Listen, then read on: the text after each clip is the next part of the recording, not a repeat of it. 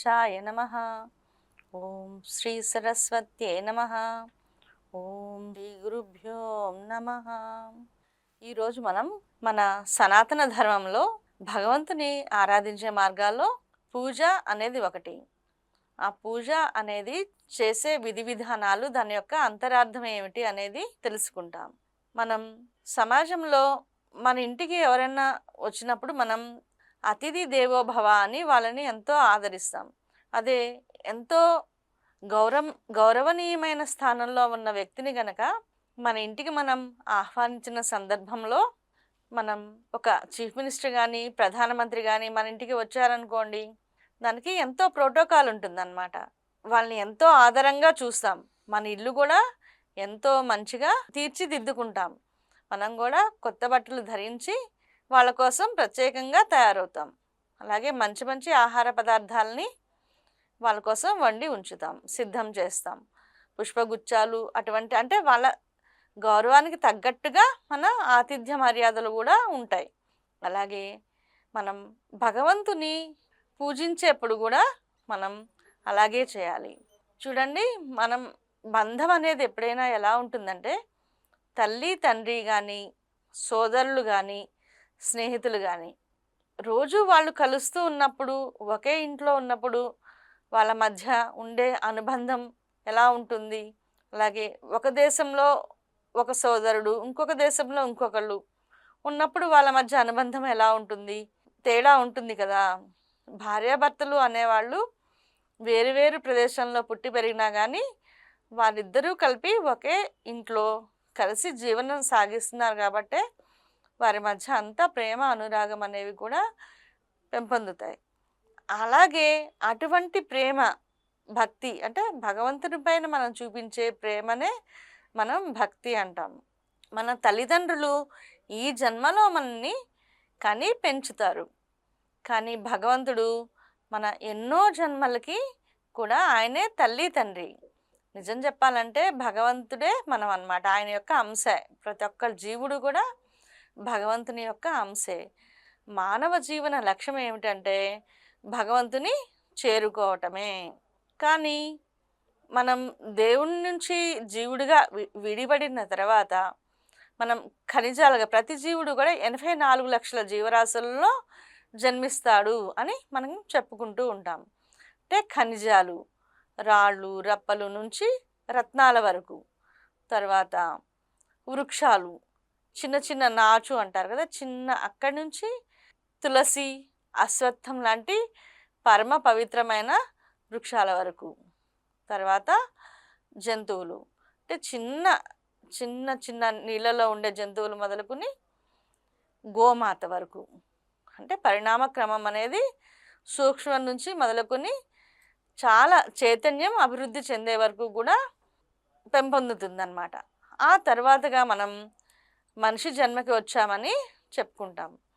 అంటే ఈ 84 లక్షల జీవరాశుల్లో దేనికి లేని ఒకే ఒక్క అవకాశం మనిషికి మాత్రమే ఉంది.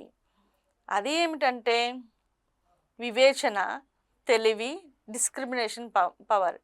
ఏది మంచి, ఏది చెడు, ఆలోచన శక్తి, బుద్ధి, ఇవన్నీ కూడా ఒక్క మనిషికి మాత్రమే ఉన్నాయి. అలాగే అవన్నీ కూడా ఇట్లా వెన్నెముక సమాంతరంగా ఉన్న జీవులు అన్నమాట. అలాగే వెన్నెముక కూడా శాంతం, అభివృద్ధి చెందని జీవులు. అలాగే మనకి వెన్నెముక అనేది చాలా చక్కగా అభివృద్ధి చెందింది. దాంట్లో ఏంటంటే మనకి షట్చక్రాలు, అంటే నాడీ మండలము, సూక్ష్మ శరీరము, ప్రాణమయ దేహము, ఇవన్నీ కూడా పరిపూర్ణంగా వికసించి జంతువులు, అంటే జీవ జంతువుల స్థితికి, దేవ స్థితికి కూడా మనం మధ్యలో ఉన్నాం. మనం సాధన చేయటం ద్వారా ఇంతకన్నా మనం అభివృద్ధి చెందిన జీవులుగా వెళ్ళటం కానీ, లేకపోతే మోక్షం పొందడం కానీ జరుగుతుంది. అంటే క్రమక్రమంగా మనం సాధన చేయటం ద్వారా మనం మోక్షానికి చేరుకుంటాం. అలాగే అలా భగవంతుణ్ణి ఆరాధించే మార్గాలు ఎన్నో ఉన్నాయి. అలాగే నవవిధ భక్తి అంటారు. వందనము, కీర్తనము, పూజనము, భజన, దర్శనము, ఇలా ఎన్నో మార్గాలు. వాటిలో ఒకటి పూజ. ఆ పూజ అనేది మనం భగవంతుని ప్రతిరోజు ఆలయానికి వెళ్ళటం ఈ కాలంలో ప్రతి ఒక్కళ్ళకి కూడా కుదురుతుంది, కుదరదు అనమాట. కాబట్టి రోజు ఆలయానికి వెళ్ళగలిగితే కనుక వా స్వామిని మనం అక్కడ దర్శించుకోగలుగుతాం. కానీ అలా వెళ్ళలేని వారు వారి ఇంటిలోని పూజా మందిరంలో ప్రతిరోజు ఉదయమే లేచి వాళ్ళ యొక్క కాలకృత్యాలు తీర్చుకుని మొదటగా భగవంతుని పూజ అనేది చేయాలి.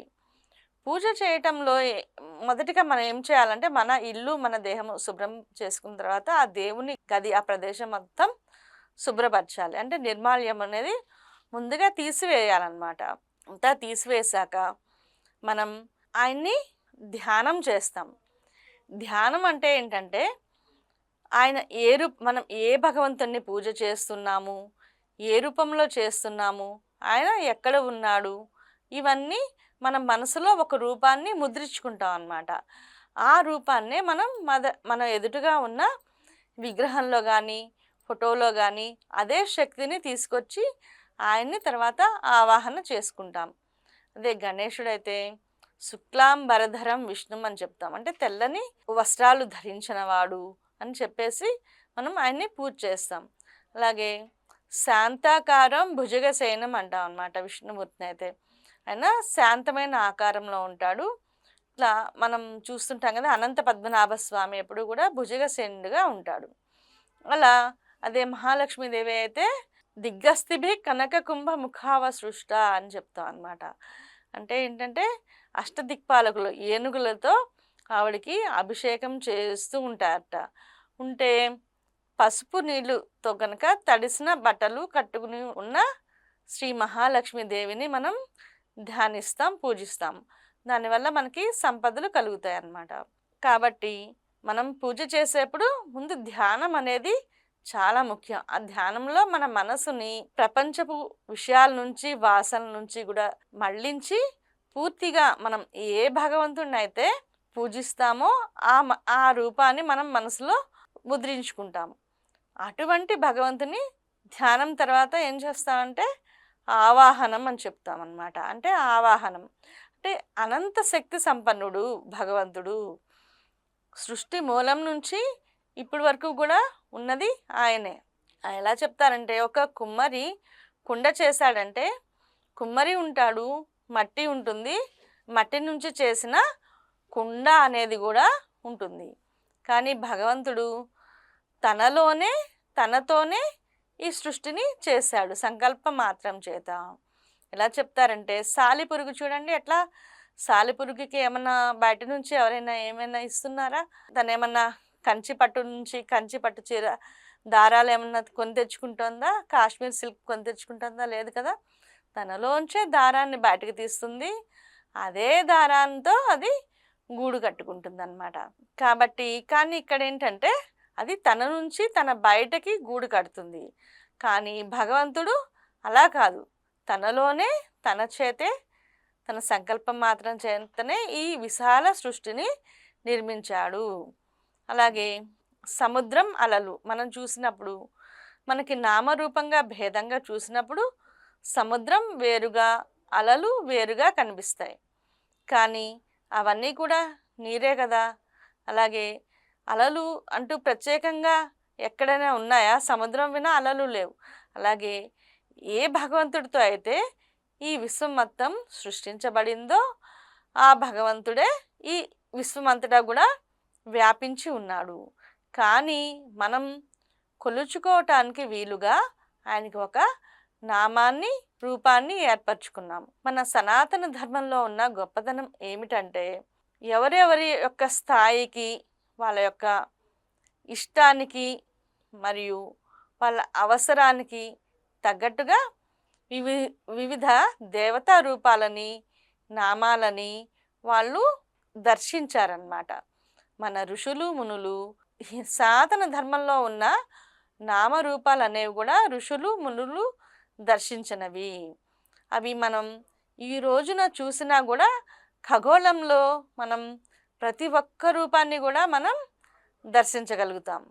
అంటే వినాయక చవితి రోజు మనం చూసామంటే వినాయకుడు యొక్క రూపంలో ఉన్న నక్షత్రాలు ఉదయించడాన్ని ఆ రోజు ఉదయం మనం తూర్పున వినీలాకాశంలో మనం దర్శించగలుగుతాం. అలాగే అనంత పద్మనాభ స్వామిని దర్శించగలుగుతాం. అలా ప్రతి ఒక్క రూపము, నామమును కూడా మనం ఆకాశంలో దర్శించగలుగుతాము. అటువంటి పూర్తిగా ఈ రోజుల్లో అందరూ సైంటిఫిక్ అంటున్నారు కదండి. అటువంటి సైంటిఫిక్గా మన ధర్మం అనేది ఋషులు మనలతో దర్శించబడి ఒక విధి విధానంగా తయారు చేయబడి ఉంది. అలా మనం ఆ శక్తిని మనం మన ఇంట్లో ఉన్న పూజా గృహంలో ఉన్న మన ఫోటోలో ఉన్న కానీ చిన్న విగ్రహం అంగుష్ట మాత్రం అని చెప్తాం కదా, మనం వెండి విగ్రహం చేసుకున్నా లేకపోతే మనం బంగారం రూపు పెట్టుకుని కూడా పూజ చేసుకుంటాం కదా లక్ష్మీదేవిని అయితే కనుక, అలా లేకపోతే ఫోటో అయినా కానీ దానిలోకి ఆవాహన చేసుకుంటాం అన్నమాట. ఆవాహన చేసుకోవటం వల్ల ఏమవుతుందంటే మన ఎవరన్నా మన పేరుతో మన పిలిచారనుకోండి, మనం పలుకుతాం కదా, అక్కడికి వెళ్తాం కదా. అలాగే భగవంతుడు కూడా మనం ఆవాహన చేయంగానే ఆయన శక్తి అక్కడి నుంచి ఇట్లా వస్తుందన్నమాట. ఆ శక్తి అక్కడ ఎమర్జ్ అవుతుంది అందులో అన్నమాట. ఆ ప్రదేశం నుంచి పుడుతుంది అన్నట్టు అనమాట. అంటే మనం నిద్రపోయినప్పుడు చూడండి, మన నిద్రలో ఉంటాం, మనం ఉంటాం, కానీ మనం అక్కడ ఉన్న దేన్ని కూడా పట్టించుకోము. మన పంచేంద్రియాలు కూడా పనిచేయవు కదా. అంటే లేమా అంటే ఉన్నాం, అలాగే కానీ నిద్ర లేచిన తర్వాత మనం అన్నీ కూడా గ్రహిస్తాం. అలాగే శక్తి అనేది ఎప్పుడూ ఉంటుంది, కానీ ఇగ్నిషన్ అంటారు కదా, అట్లా అన్నమాట. దాన్ని మనం మేల్కొల్పుతున్నట్టు అలా మనం ఆవాహన చేస్తామన్నమాట. ఆవాహన చేసినప్పుడు ఆ శక్తి వచ్చి దాంట్లో ఉంది, భగవంతుడు వచ్చి అక్కడ మీ ఇష్టదైవం అక్కడ ఉన్నాడు అని మీరు ఎంత అవేర్నెస్గా ఉండాలంటే మనం పూజ చేసే ప్రతి ఒక్కళ్ళు కూడా చాలా శ్రద్ధగా ఉండాలి. శ్రద్ధ భక్తి అనేది చాలా అవసరం. అలాగే టీవీ చూస్తూనో ఫోన్ చూస్తూనో అలా పూజ అనేది కూడా ఎప్పుడూ చేయకూడదు. అలా ఆవాహన చేశాక మనం కూడా పూజ నుంచి కూడా వీలైనంతగా లేవకూడదు అనమాట.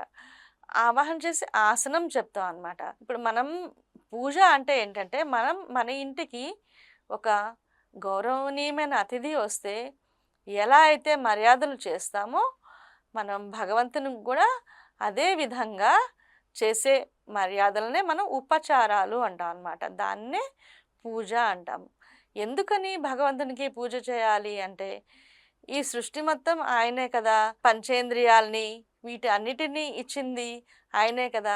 మనం ఏమనుకుంటామంటే అన్నీ నేనే కష్టపడి సంపాదించుకుంటున్నాను అని అనుకుంటాం.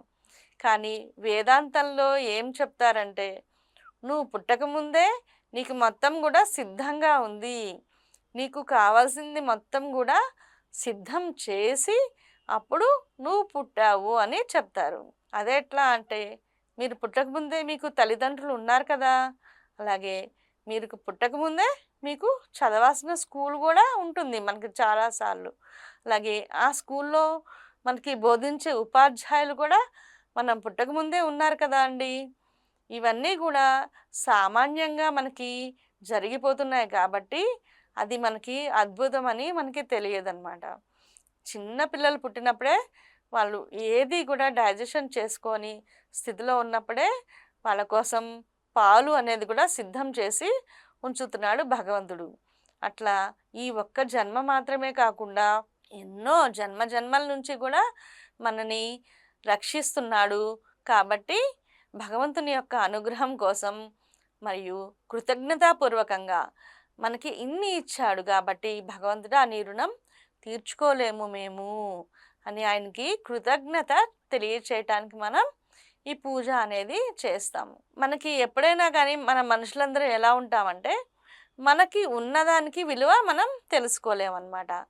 మనకి లేని దానికే మనకి విలువ గ్రహించి అది లేదు ఇది లేదు అనుకుని చాలామంది అలా అనుకుంటూ ఉంటారు. ఒకసారి ఒక గురువుగారు ఏం చెప్పారంటే వాళ్ళ శిష్యుడు కనిపించాట. కనిపిస్తే ఎలా ఉన్నావు బాబు అని ఆవిడ అడిగారట. అడిగితే ఆయన ఏం చెప్పాడంటే ఈ డొక్కు స్కూటర్తో పడలేకపోతున్నానండి నేను కారు ఆర్డర్ ఇచ్చాను, అది వస్తే నేను హ్యాపీగా ఉంటాను అని చెప్పాట. సరే బాబు అని ఆవిడ తన దారిని వెళ్ళారు, అతను కూడా తన దారిని వెళ్ళారు. మరి కొద్ది క్షణాల్లోనే ఆవిడకి ఒక ఫోన్ వచ్చింది. ఏమిటి అంటే ఆ శిష్యుడికి యాక్సిడెంట్ అయింది అని. అరే ఇప్పుడే నాకు కనిపించాడే అంతా బానే ఉన్నాడు అని చెప్పి ఆవిడ వెంటనే హాస్పిటల్‌కి వెళ్లారు. "ఎలా ఉన్నావు బాబు? అయ్యో! ఇప్పటి వరకు ఇప్పుడు ఇంతకుముందు మంచిగానే ఉన్నావే" అని ఆవిడ అడిగితే అతనేమన్నాడంటే, "కాలు వచ్చేస్తే చాలండి. నడవగలిగితే చాలు. నేను హ్యాపీ" అని చెప్పాడు. అంటే అంతకుముందు ఏమన్నాడంటే కొద్ది నిమిషాల ముందే కారు వస్తే నేను హ్యాపీగా ఉంటాను అని చెప్పాడనమాట. కానీ ఇప్పుడు ఏమంటున్నాడంటే కాలు మంచిగా వచ్చి నడవగలిగితే చాలు అంటున్నాడు. అంటే మనకి భగవంతుడు ఎన్నో ఇచ్చాడు. మనం అది ఉన్నప్పుడు దాని విలువని మనం గుర్తించమనమాట. కాళ్ళు లేక నడవలేని వాళ్ళు ఎంతోమంది ఉన్నారు. కళ్ళు చూడలేని వాళ్ళు ఎంతో మంది ఉన్నారు. వాళ్ళ వాళ్ళ కర్మానుసారము వాళ్ళకి మన ఇంట్లో పిల్లలకి ఎలా అయితే వాళ్ళకి జ్ఞానం రావటానికనో, వాళ్ళ ప్రవర్తనని సరిచేయటానికనో వాళ్ళని దండిస్తామో, కర్మకి తగ్గ ఫలితము వస్తూ ఉందన్నమాట. కానీ భగవంతుడేమి ఖచ్చితంగా ఇవ్వడు.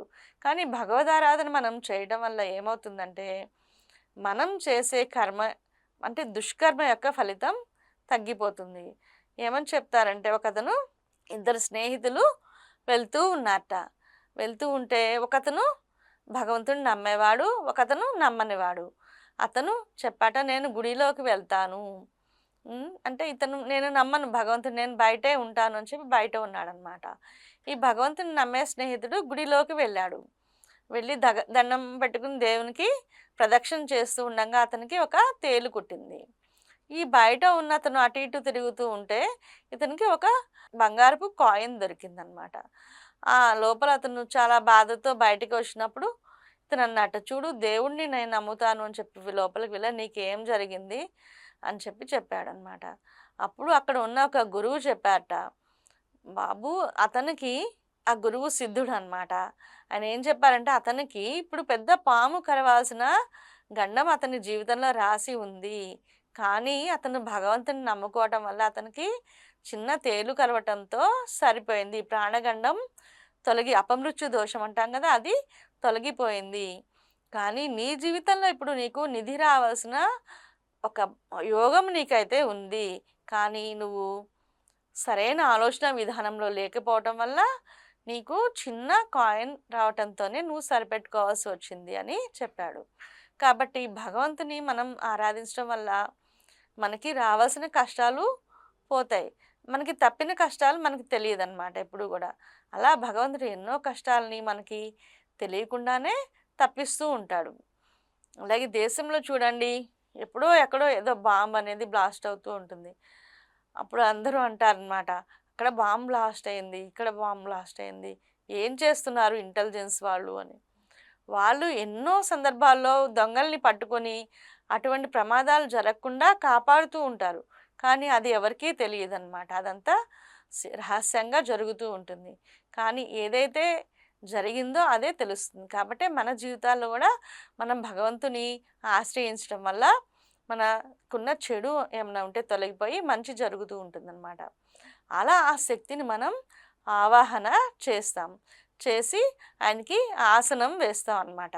ఆసనం అంటే ఏంటంటే మన ఇంట్లో ఉన్న కుర్చీయే కదా, కానీ ఆయన భగవంతుడు కాబట్టి నవరత్న ఖచ్చిత హేమ సింహాసనం సమర్పయామి అని అంటాం. యద్భావం తద్భవతి అంటారనమాట. అలాగే భావగ్రాహి విష్ణువు అంటారు. అంటే మనం భావిస్తే చాలట, మనం ఇచ్చినా ఇవ్వకపోయినా కూడా మనం అట్లా ఎంత ఇష్టం అని భావిస్తేనే భగవంతుడు సంతోషిస్తాడు. అంటే ఆ భావం మనసులో లేకుండా ఇచ్చింది కూడా ఆయన స్వీకరించడం అన్నమాట. నిజంగా ఇవ్వాలి భగవంతుడికి, అయ్యో నాకు నిజంగా అంత డబ్బు ఉంటే నేను చక్కగా నిజంగానే నవరత్న ఖచ్చిత హేమ సింహాసనాన్ని ఇద్దును కదా, భగవంతుడే మన ఇంటికి వస్తే మనం ఇవ్వమా అని అట్లా అనుకుని మనం ఇవ్వటం వల్ల అది ఆయనకి ఇచ్చిన వాళ్ళం అవుతాం అన్నమాట. ఒక చిన్న కథ ఉందన్నమాట. ఏమిటి అంటే ఒక భక్తుడు ఉండేవాట కృష్ణ పరమాత్మకి. ఆయన చాలా పిసినారివాడు అనమాట. అయితే ఆయన ఏం చేసేవాడు, రోజు కూడా ఊరికే భావించేవాట అంతే, నిజంగా ఏమీ ఇచ్చేవాడు కాదనమాట కృష్ణుడికి. ఆ కృష్ణుడి ఫోటో ముందు నుంచుని, కృష్ణ ఇదిగో అగరత్తులు సమర్పయామి, దీపం దర్శయామి అని మనసులోనే భావించేవాడు. పంచదార సమర్పయామి నైవేద్యం అనేసి అలా అనుకుని దండం పెట్టుకుని తన పని తను చేసుకునేవాడు అనమాట. కానీ ఎంతగా భావించేవాడంటే ఒకసారి ఏమైందిట, ఇంత పంచదార సమర్పయామి అని అక్కడ పెట్టేశాడనమాట. పెట్టేసి మళ్ళీ ఏంటంటే అమ్మో ఇంత ఇంత ఎక్కువైపోద్ది ఎందుకు ఇంకా సగం తీసేస్తే రేపటికి ఉంటుందని దాంట్లోంచి సగం తీసేస్తున్నట. తీసేస్తుంటే అప్పుడు కృష్ణుడు ఏం చేశాట, పొట్టలోంచి చేయి బయటకు పెట్టి పట్టుకున్నట ఆయన చేయిని. పట్టుకుని ఏమయ్యా ఊహే కదా, నీకేమైనా నష్టమైందా, నువ్వేమైనా డబ్బులు పెట్టి కొన్నావా అని చెప్పేసి ఆ భక్తుడిని అడుగుతాడనమాట. అంటే భగవంతుడు ఏం చూస్తాడంటే స్వచ్ఛమైన మనసుతో మనం ఇస్తున్నామా లేదా అని ఆయన చూస్తాడు. కాబట్టి మనం భావం అనేది ప్రధానం. అలాగే నవరత్న ఖచిత హేమ సింహాసనం సమర్పయామి అని ఆయనకి సింహాసనం వేస్తాం.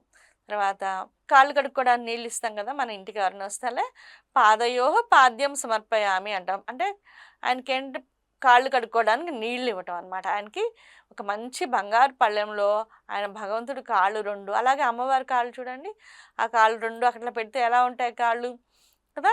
అమ్మవారి కాళ్ళకి ఎప్పుడు కూడా పసుపు రాసుకుని పారాణి పెట్టుకుని ఉంటుందన్నమాట. అలాగే ఆమె గోళ్ళు సూర్యుడిలాగా చంద్రుడిలాగా మెరుస్తూ ఉంటాయి.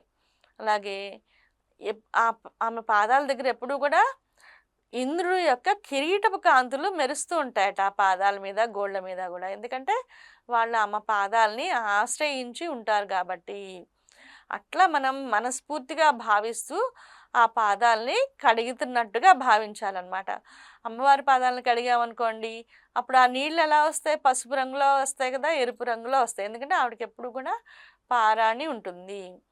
గురువు పాదాలలో కూడా మనకి ముక్కోటి తీర్థాలు ఉంటాయన్నమాట. అందుకని ఆ నీళ్ళని మనం చల్లుకొని తీర్థంగా తీసుకున్నట్టుగా మనం భావించాలి. అది తీసి పక్కన పెట్టి హస్తయో అర్ఘ్యం సమర్పయామి అని అంటారు. అంటే చేతులు కడుక్కోవడం. చూడండి ఈ కరోనా వచ్చిన తర్వాత మనకి కూడా చాలా చెప్తున్నారు, బయటికి వెళ్ళొస్తే చేతుల్ని శానిటైజ్ చేసుకోండి అని కదా. కాబట్టి బయట నుంచి మనం వచ్చినప్పుడు కాళ్ళు కడుక్కోవాలి, అలాగే చేతులు కూడా శుభ్రం చేసుకోవాలి. అది ఎలా చేయాలి అంటే భగవంతునికి ఇలా మనం ఒక బంగారు పాత్రలో, మనకి 5 స్టార్ హోటల్లో చూడండి బౌల్ ఇస్తాడు కదా, నిమ్మకాయ బౌల్ ఇస్తాడు, హాట్ వాటర్ బౌల్. అలాగే మంచి బంగారు పాత్ర తీసుకెళ్ళి అమ్మ చేతుల్ని ఇలా దాంట్లో పెట్టమని అప్పుడు దాన్ని కడుక్కోవాలన్నమాట. అదే భగవంతుడు ఎలా కడుగుతాడంటే అది మెత్తగా ఉంటాయి, శుతి మెత్తగా ఉంటాయి అన్నమాట భగవంతుడి చేతుల్ని. ఆయనకి మరీ గట్టిగా నొక్కకుండా జాగ్రత్తగా ఆ చేతుల్ని మనం కడగాలి. తర్వాత ముఖే ఆచమనీయం సమర్పయామి అంటారనమాట. అంటే ఆయన తాగటానికి బంగారు పాత్రలో మనం అమృతాన్ని ఇస్తాం. మనం నీళ్ళు తాగుతాం కదా, అలాగే ఏదైనా జ్యూస్ తాగుతాం, మజ్జిగ తాగుతాం. కానీ భగవంతుడు కదా మన దగ్గరికి వచ్చింది, కాబట్టి మనం బంగారు పాత్రలో భగవంతునికి అమృతాన్ని తాగటానికని ఇస్తామన్నమాట. ఓకే, ఆచమనీయం సమర్పయామి. తర్వాత స్నానం చేయిస్తాం. స్నానం అంటే మనం అభిషేకం చేయించినట్టుగా చేయిస్తాం అన్నమాట భగవంతునికి. అలాగే శివునికి అయితే అభిషేక ప్రియ శివ అంటారు కదా. అలాగే విష్ణుమూర్తికి కూడా సువాసన ద్రవ్యాలతో మనం అభిషేకం చేస్తాం. అభిషేకం చేశాక మనం చక్కగా యజ్ఞోపవీతం ధారణ, యజ్ఞోపవీతము, వస్త్రము, తర్వాత కట్టుకోవడానికి బట్టలు అన్నమాట. మంచి పట్టుబట్టలు ఇస్తాం. పట్టుబట్టలు ఇచ్చి మళ్ళీ ఆచమనం చేయడానికి నీళ్ళు ఇచ్చి, అంటే నోరు కడుక్కోవడానికి అన్నమాట. తర్వాత మళ్ళీ యజ్ఞోపవీతం మరియు ఆభరణం మరియు ఆభరణాలన్నీ ఇచ్చి పసుపు, కుంకుమ, చందనం మరియు అక్షంతలు, పువ్వులు, మళ్ళీ పుష్పమాల కూడా అన్నమాట. పుష్పమాలికాం సమర్పయామి అంటాం. అవన్నీ మన యథాశక్తి, అలాగే మన భావ ప్రధానం. ఏదైనా ఉన్నవన్నీ కూడా ఆ భగవంతునికి మనం సమర్పిస్తాం. వాటితో పాటుగా మన భావనగా ప్రధానం. పుష్పమాలిక ఉన్నప్పుడు చక్కగా మంచిగా ఆ భగవంతునికి ఏ రంగు పుష్పాలు అయితే ఇష్టమైతే, అదే వినాయకుడికి అనుకోండి గరిక మాల ఇష్టమవుతుంది, అలాగే విష్ణుమూర్తికి విరజాజుల మాల ఇష్టమవుతుంది, అలాగే ఒక్కొక్క దేవునికి ఒక్కొక్క మాల అన్నమాట. అలాగే కలువ పూలు, తామర పూల మాల మహాలక్ష్మీదేవికి ఇష్టం ఉంటుంది. అలా వారికి ఏదైతే ఇష్టమో, అంటే అది ఇష్టం అనేది ఏమిటంటే అక్కడ ఆ ఎనర్జీని తెలియజేస్తుంది అన్నమాట. ఆ ఎనర్జీకి అవి మనం కనుక వాళ్ళకి సమర్పిస్తే ఆ భగవంతుని అనుగ్రహాన్ని మనం తొందరగా పొందగలుగుతాము. కాబట్టి అవి ఆ దేవునికి ఇష్టమని మనం చెప్తూ ఉంటాం. తర్వాత ధూపము, దీపము కూడా మనం భగవంతునికి సమర్పిస్తాం. ధూపం ఎందుకంటే గంధం అన్నమాట. అంటే మన యొక్క పృథ్వీ తత్వం అనేది మనలో కూడా చక్రాలన్నీ కూడా మూలాధార చక్రం అనేది పృథ్వీ తత్వం అన్నమాట. అంటే గంధం మంచి వాసనతో ఆ పృథ్వీ తత్వం అనేది యాక్టివేట్ అవుతుంది. కాబట్టి అలాగే మన ఈ ఇల్లు కూడా ప్యూరిఫై అవుతుందన్నమాట. అలాగే ధూపం కూడా వేయటం వల్ల నెగెటివ్ ఎనర్జీ అంతా పోతుంది. పాజిటివ్ ఎనర్జీ కూడా వస్తూ ఉంటుంది. అలాగే ధూపం తర్వాత దీపం, తర్వాత అష్టోత్తర శతనామాలు పూజ చేస్తాం. అలాగే షోడశోపచార పూజ చేస్తాం. అలాగే అంగ పూజ కూడా చేస్తూ ఉంటాం అన్నమాట.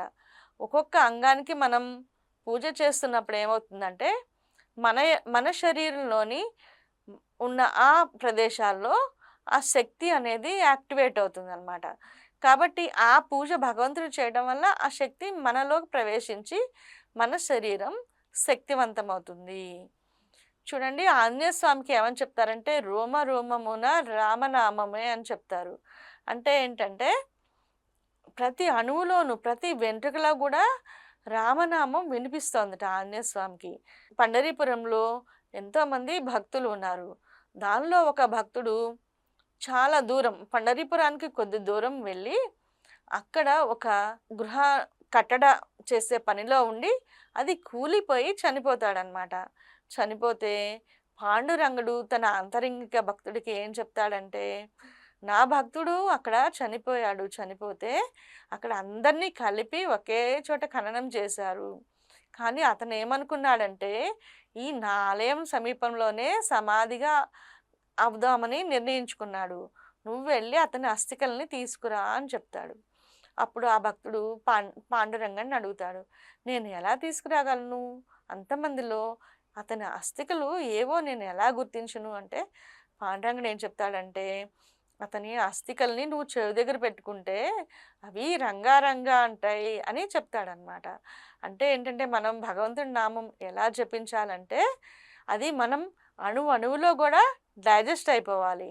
అంటే ప్రతి అణువులోనూ ప్రతి కణంలోనూ కూడా ఆ భగవంతుని యొక్క శక్తి, భగవంతుని నామం యొక్క శక్తి అనేది కూడా మనలోకి వచ్చేయాలి. అలాగే మనం మనుషులు అనేవాళ్ళమంటే చాలా పరిమితమైన శక్తివంతులు అన్నమాట.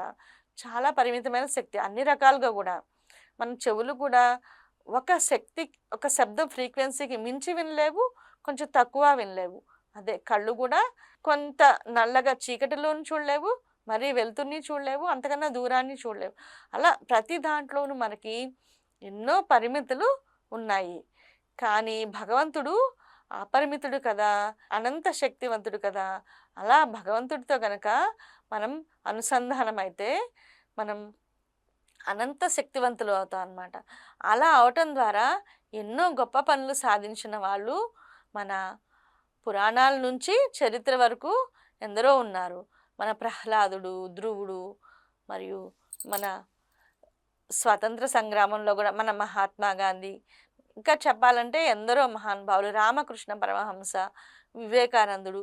చూడండి అడుగడుగునా కూడా వాళ్ళు ఎప్పుడైనా కానీ ఎప్పుడైతే మనం అంటే పరిమితమైన శక్తి ఉన్న మనిషి భగవంతునితో అనుసంధానం అవుతాడో వాళ్ళు సాధించలేనిది అంటూ ఏమీ లేదనమాట. ఒక సామాన్య వ్యక్తి తన గృహాన్ని నడపటానికే సతమతమయ్యే సమయంలో భగవంతునితో అనుసంధానమైన వ్యక్తి సామ్రాజ్యాలనే స్థాపించగలడు. కాబట్టి అలాగే పాజిటివ్గా థింక్ చేస్తూ భగవంతుడి అంట నాకు ఉంది అని మన యొక్క ఆలోచనే మన జీవితంలో ఏదైనా సాధించడానికి కూడా ధైర్యం ఇస్తుంది అనమాట. అలా మనం ఆ నామాలను జపిస్తూ అష్టోత్తర శతనామాలతో పూజ చేసి తర్వాత మనం నైవేద్యం మన దగ్గర ఉన్న నైవేద్యాన్ని మనం సమర్పిస్తాం అన్నమాట. ఆ సమర్పించడం యొక్క అర్థం ఏమిటి అంటే భగవంతుడా నువ్వు ఇది నాకు ఇచ్చావు ఈరోజు, కాబట్టే నీ ప్రసాదంగా మేము ఇది స్వీకరించగలుగుతున్నాం. ఇది లేని వాళ్ళు ఎంతోమంది ఉన్నారు, నీ అనుగ్రహానికి కృతజ్ఞతలు అని ఆ నైవేద్యాన్ని భగవంతునికి ఆయనకి నైవేద్యం సమర్పించి ప్రాణాయ స్వాహ అపానాయ స్వాహ అని మనం నైవేద్యం పెడతాం. అలాగే అలా చేయడం వల్ల ఏమవుతుందంటే మనలోని యొక్క 5 ప్రాణవాయువులు, మరి 5 ఉప ప్రాణవాయువులు ఉంటాయి కదా, అవన్నీ కూడా ఎనర్జైజ్ అవుతాయి. అలాగే అందులో ఉన్న చెడు ఏమైనా ఉంటే కనుక అదంతా పోయి అది అలా పెట్టేయంగానే తీసేయకూడదు అనమాట. కొంచెం సమయం ఆ భగవంతుడి ముందు ఉంచటం వల్ల ఫుల్ అది అమృతత్వ శక్తితో నిండి ఉంటుంది. వీక్షణ మాత్రం చేతనే దేవుడు అనేవాడు శక్తిని ఇస్తాడు, తీసుకుంటాడనమాట. కాబట్టి ఆ వీక్షణ మాత్రం చేతనే ఆ పదార్థానికి అమృతత్వ స్థితి అనేది వస్తుంది. దానివల్ల మనకి కూడా ఆరోగ్యంగా ఉంటాం. సాత్విక ఆహారం ఎప్పుడైనా కూడా కృష్ణ పరమాత్మ ఏం చెప్తాడంటే భగవద్గీతలో, తన కోసం తనే ఎవరైనా వండుకున్నారు అంటే వాళ్ళు దొంగ అని అంటాడనమాట. ఎందుకంటే మనం ఇదివరకు ఎక్కువగా మనకి ఉమ్మడి కుటుంబాలు ఉండేవి, మన అందరూ కలిసి ఉండేవాళ్ళం. ఈ రోజుల్లో అంతా కూడా న్యూక్లియర్ ఫ్యామిలీ అన్నట్టు భార్య భర్త ఇద్దరే ఉంటున్నారు, పిల్లలు కూడా ఉంటే ఒకరు ఉంటున్నారు, లేకపోతే లేదు. ఎక్కువ వండుకోవటం కూడా తగ్గిపోయిందనమాట. ఎక్కువ ఆర్డర్స్ పెట్టుకోవటం దగ్గరకు వచ్చేసాం. కాబట్టి అలా కాకుండా మనం వండేప్పుడు మనకన్నా తక్కువ వాళ్ళకి, లేకపోతే మన చుట్టూ ఉన్న కొంచెం పక్షులకో ఎవరికో జంతువులకో కొంచెం ఆహారం, అంటే ఒక పెద్దన్న పొజిషన్ అంటాం కదా, పెద్దన్న అంటే ఏంటి, బాధ్యత ఉంటుందన్నమాట. ఈ సమాజం పట్ల మనకి ఉన్న బాధ్యత వరకు కొంచెం మనం ఎంతవరకు చేయగలిగితే అంత ఇంకోళ్ళకి పెట్టి మనం తినాలి. అలాగే భగవంతుడి కోసం వండి భగవంతుడి నైవేద్యం పెట్టి అది తింటాం అన్నమాట. తర్వాత ఆయనకి హారతి, నీరాజనం అవన్నీ మంత్రపుష్పం ఇచ్చి ఆ రోజుకి ఆ పూజని మనం ముగించి మన రోజువారీ కార్యక్రమాల్లో మనం నిమగ్నం అవుతాం. కానీ పెద్దలు ఏం చెప్తారంటే, మనం ఉదయం నుంచి కూడా సాయంత్రం వరకు ఏం చేసినా కానీ మన చేతులు పనిలో ఉండాలి, మన మనసు భగవంతుడి మీద ఉండాలి. శంకరాచార్యుల వారు కూడా ఏం చెప్పారంటే, నేను నడుస్తున్నాను అనుకో భగవంతుడా అదంతా నీ ప్రదక్షిణే అనుకో, నేను గాలి పీలిస్తే అది నీ ధూపం అనుకో అని చెప్పారు. అలా నిరంతరం ఉన్న మనం చేసే ప్రతి పనిలోనూ వర్క్ ఈజ్ వర్షిప్ అంటారు కదా, అదంతా కూడా దైవారాధనగా మనం భావించి అలా జీవించిన నాడు ప్రతి ఒక్క మనిషి కూడా తనకన్నా ఉన్నత స్థితికి వెళ్ళి మోక్షాన్ని పొంది భగవంతుని యొక్క అనుగ్రహాన్ని పరిపూర్ణంగా పొందగలడు. ఓం శ్రీమాత్రే నమః. ఆ విధంగా మనందరం కూడా జీవిద్దాం. శ్రీమాత్రే నమః.